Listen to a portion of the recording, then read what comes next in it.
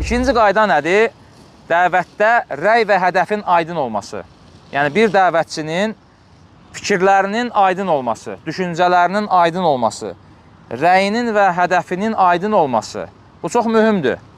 Yəni, üstdə bir şey danışıb, altda bir şey danışmaq, bu sələfin yolundan deyil.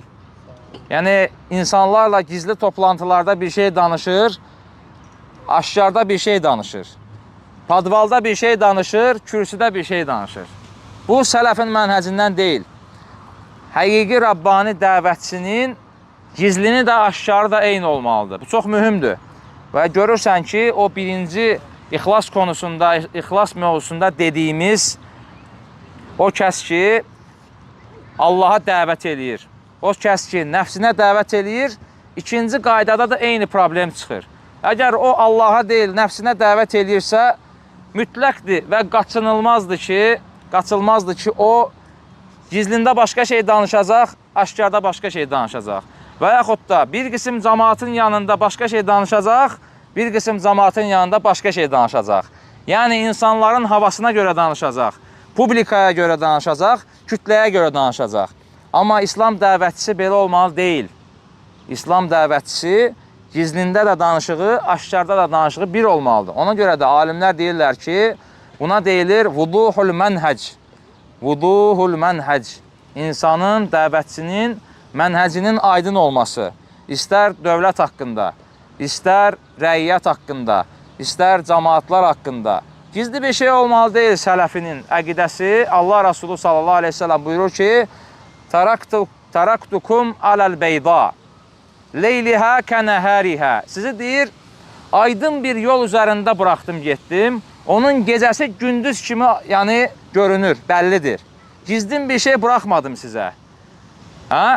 Deyir ki, onu tərk eləyən, bu yoldan ayrılan ancaq həlak olmuş bir kimsə olar. Yəni deyir, mən sizə yolunuzu bəyan elədim, sizin yolunuz, Quran və sünnə yolu aydındır. Bu yoldan yalnız həlak olmuş kimsə uzaqlaşar.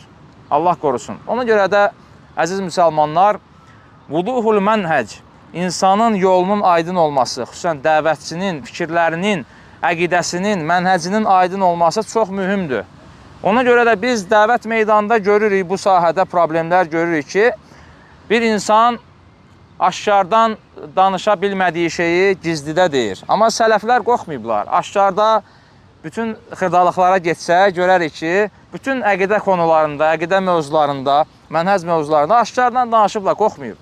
Rahat danışıblar o şeyləri. Yəni, mən çox təfsilatlara getmirəm, bilirsiniz nə demək istəyirəm. Əsas odur ki, bu faydalar çatsın və İslama dəvətdə bunun böyük faydaları da var. Mənhəcin aydın olması, fikirlərin aydın olmasının böyük faydası var. Sənin fikirlərin aydın olanda bütün insanlar bilir ki, sən kimsən. Amma sən padval altında gizlənəndə, yerin altında gizlənəndə insanlar bilmir sən kimsən. İnsanlar sənə etibar eləmir.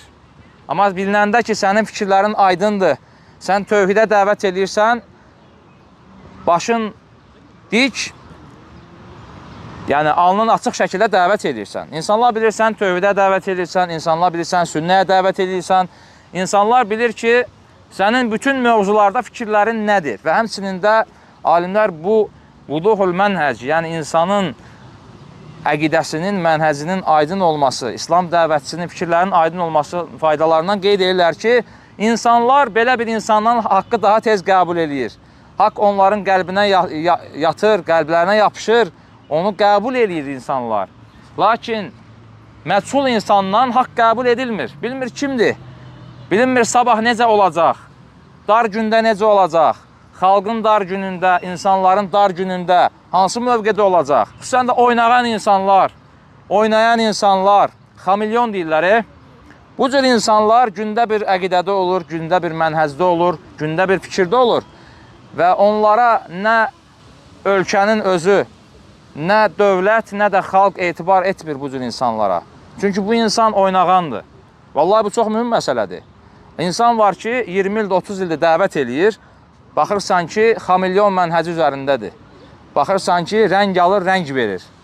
Oturur bir cəmaatla bir şey danışır, başqa bir cəmaatla başqa şey danışır. Bunlar açıq deyiləsi şeylərdir. Və bunlar çox mühüm məsələlərdir, əziz qardaşlarım. Allah Teala Quran-ı Kərimdə buyurur ki: وَلَا تَلْبِسُوا الْحَقَّ بِالْبَاطِلِ وَتَكْتُمُوا الْحَقَّ وَأَنْتُمْ تَعْلَمُونَ. Allah Teala buyurur ki, siz deyir, haqqa batil donu geyindirməyin və bildiyiniz halda haqqı gizlətməyin. Bildiyiniz halda haqqı gizlətməyin. Bu mühüm məsələlərdəndir. Aydındır? Və həmçinin Allah Teala buyuranda ki, Qul hədihi səbili əd'u ilallahi alə basira ənə və mən ittəbəəni ayəsində deyir ki, de ki, bu mənim yolumdur, mən və mənə tabi olanların yoludur.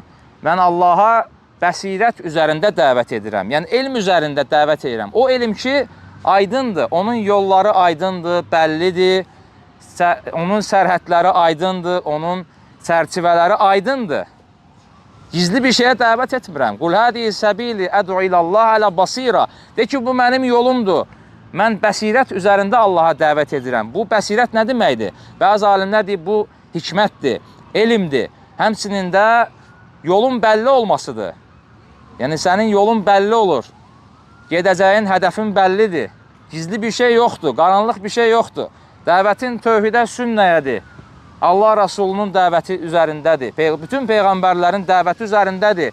Hansı ki, onlar qaranlıq bir şey gətirməyiblər. Allah Rasulü sallallahu aleyhi ve sellem buyurur ki, Taraktukum aləl məhəccətil beyda. Bir ləfsdə deyil, məhəccətil beyda. Yəni, mən sizi deyir, açıq aydın, ağappaq, aydın bir yol üzərində tərk etdim, getdim. Bu yol gecəsi gündüzü kimi aydındır, qaranlıq deyil. Fikir verirsiniz? Allah Rasulunun yolu aydındır, qaranlıq deyil. Bu yoldan ancaq həlak olmuş kimsə azar. Ona görə də əziz qardaşlarım, bu çox mühüm məsələdir. Dedi ki, bunun da faydalarından biri odur ki, fikirləri aydın olan insanı xalq qəbul eləyəcək, xalq sevəcək və ondan heç kim qorxmayacaq. Biləcəklər ki, bu insan təhlükəli deyil. İnsanlar onu, xalqın bütün üzvləri onu izləyəcək. Çünki qaranlıq bir şey yoxdur. Gizlini də, aşkarı da bəllidir. Əsl İslam dəvətçisi belə olmalıdır. Bu vəsifdə olmalıdır, əziz qardaşlarım. Bu da ikinci İslama dəvətdə ikinci mühüm qaydadır. Niyə bunu əvvəldə gətirmişik kitabın əvvəlində? Çünki çox mühümdür. İnsan var, ixlasdan danışır, dəvətçinin sifətlərindən danışır, İslama dəvətin gözəlliyindən danışır, çox gözəl şeylər danışır. Amma insan xalqa aydın deyil, insan etibarlı deyil. Bu çox mühüm məsələdir. İnsanlar hər adama etibar eləmir, əziz qardaşlarım, əziz müsəlmanlar. İnsanlar hər adama etibar eləmir. Sən ilk öncə insanları Allah Rasulunun əminamanlıqda etdiyi kimi əminamanlıqda etməlisən. Qəlblərinə aman verməlisən. Sən onlara sülh hiss elətdirməlisən. Sənə etibar edib səndən dinlərini götürməlidirlər. Ona görə bu məsələ çox mühümdür və ona görə də qaydaların əvvəlində gəlir. Nə idi bu qayda? Sonra soruşacağım axırda bu qaydaları. Təkrar olsun və fayda olsun. Rəy və fikirlərin hədəfin aydın olması. Fikir və hədəfin aydın olması. Birinci nə idi? Dəvətdə ixlaslı olmaq. İkincisi, rəy və hədəfin aydın olması.